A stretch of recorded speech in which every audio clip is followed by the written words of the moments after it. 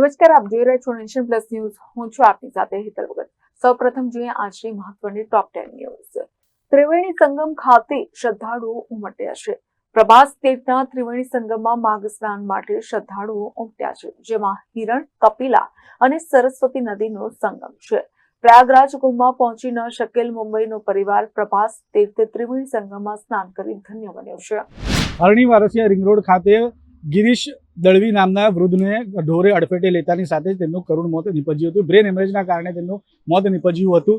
સાથેની મોતની ઘટનાની સાથે વડોદરા મહાનગરપાલિકા પણ હવે ડોર પાર્ટી પણ સતર્ક બની છે.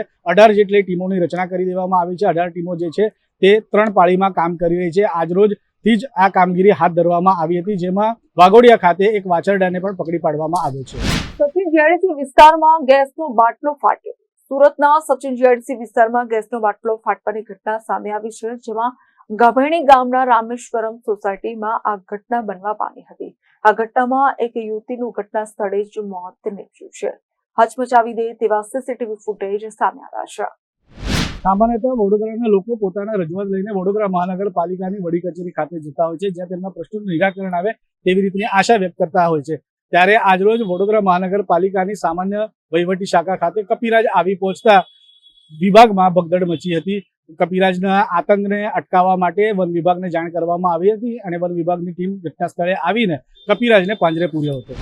સુરત શહેરની પોલીસ સુરક્ષિત નથી. જી હા, સુરત શહેર પોલીસ સુરક્ષિત રહી નથી. 2 પોલીસ કર્મી પર જીવલેણ હુમલો થયો છે. સલાબતપુરા પોલીસ સ્ટેશનના 2 પોલીસ કર્મી ભોગ બન્યા છે, જેમાં ભાટીરાથી ફિલ્મી ઢબે પોલીસે પીછો કર્યો હતો.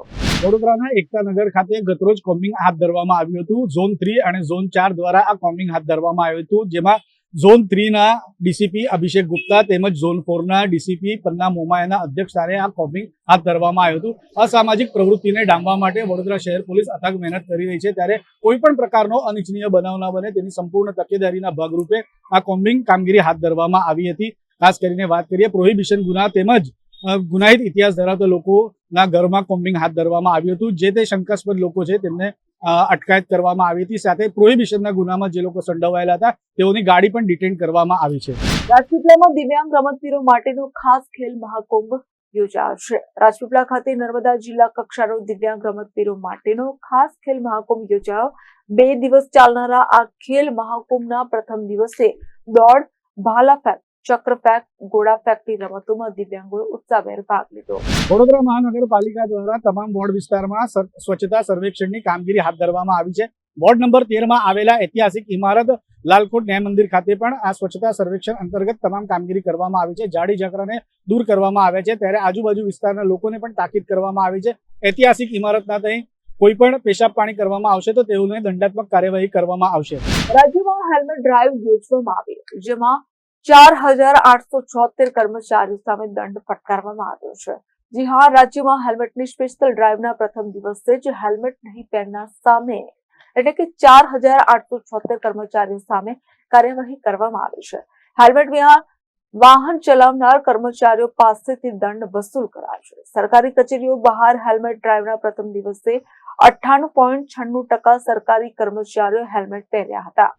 વડોદરાના ફાયર એન્ડ ઇમરજન્સી સર્વિસના ચીફ ફાયર ઓફિસર તરીકે મહારાષ્ટ્રના મનોજકુમાર પાટીલે ચાર્જ સંભાળ્યો છે.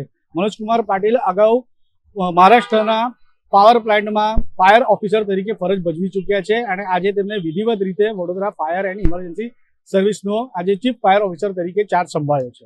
તો દર્શક મિત્રો, આ હતી આજની મહત્વની ટોપ 10 ન્યૂઝ. હવે પછીના ન્યૂઝ જોવા માટે અમારી નેશન પ્લસ ન્યૂઝ યુટ્યુબ ચેનલને સબસ્ક્રાઇબ કરો. નમસ્કાર.